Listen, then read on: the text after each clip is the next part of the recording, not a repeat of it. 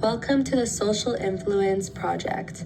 My name is Veronica Bonett, and I'm a student at the University of Connecticut. In this podcast, my fellow podcasters and I will be sharing how social and educational experiences impact students. In this episode, I will be discussing how social media shapes us and how it directly affects students.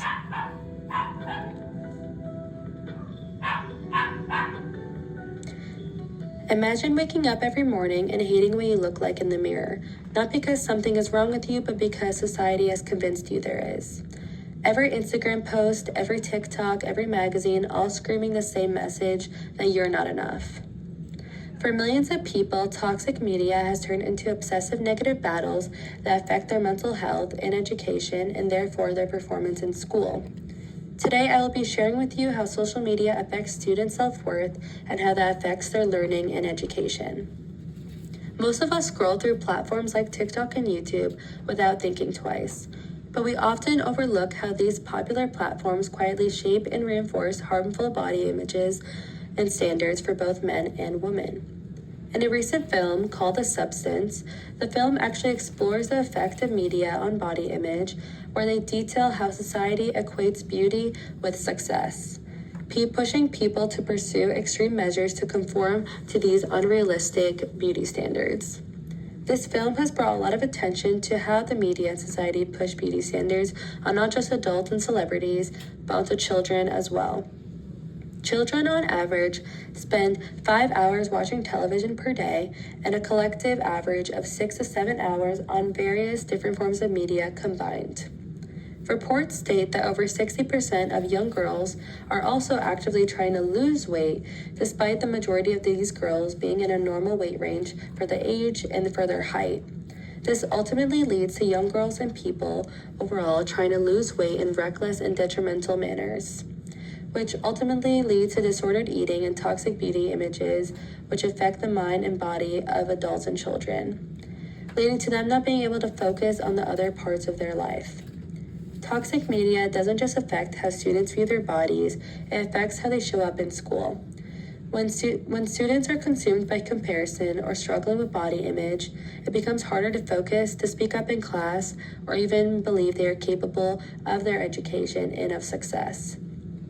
Learning requires confidence, curiosity, and a strong mental presence.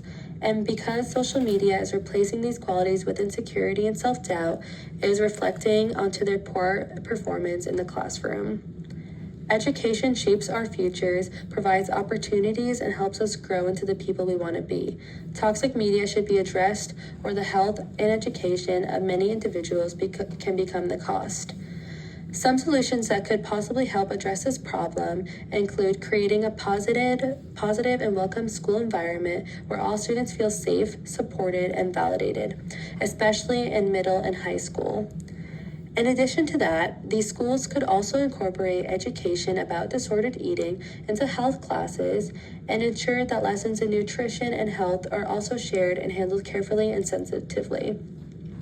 Students could also benefit from educators addressing media literacy, especially the use of edited and enhanced images online and why these images are not attainable, especially by the demographic they are being produced from, like celebrities who are able to have access to a million different types of procedures, film editors, and photo editors at their disposal.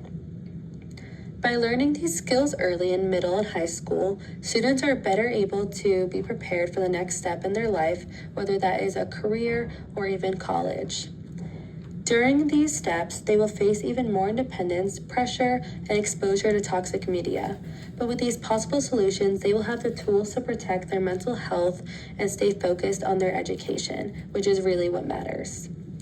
As students, we can't always control the media we're exposed to, but we can control how we respond to it.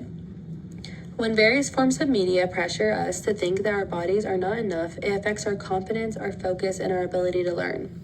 From the constant stream of edited images, normalization of disordered eating patterns, the messages we see online don't just stay on our screens, but they follow us into the classroom and into the way we see ourselves.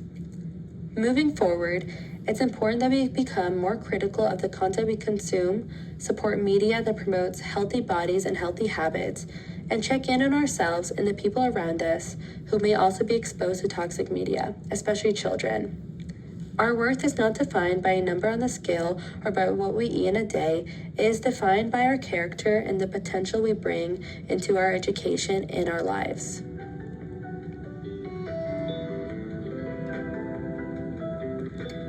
Thank you for listening to this episode of the Social Influence Podcast, How Social Media Shapes Us.